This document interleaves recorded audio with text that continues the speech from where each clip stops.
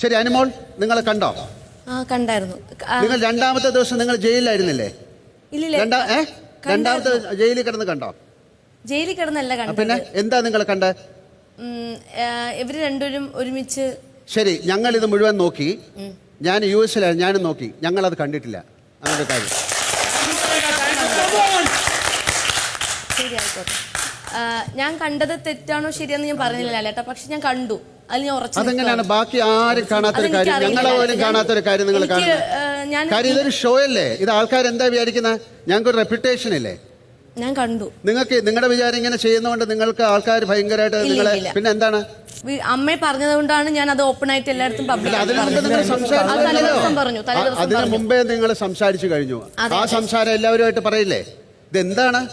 അതായിടത്തും പറയണ്ടെന്നും പറഞ്ഞിരുന്നു. ജിഷിൻ, എന്താണ് നിങ്ങൾ എന്തിനാ വന്നിരിക്കുന്നത് ഇവിടെ?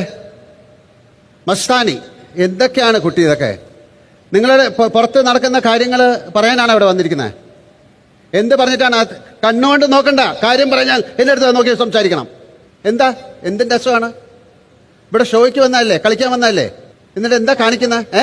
പുറത്ത് നടക്കുന്ന കാര്യങ്ങൾ പറയാൻ പാടില്ലെന്നുണ്ട്. എന്തൊക്കെയാ പറഞ്ഞിരിക്കുന്നത്? കണ്ടത് മാത്രം. ആണോ? ഞാൻ കാണിച്ചു തരട്ടെ എന്തൊക്കെ പറഞ്ഞിട്ടുള്ളതെന്നാണ്. ഞങ്ങൾ കാണിച്ചു തരട്ടെ.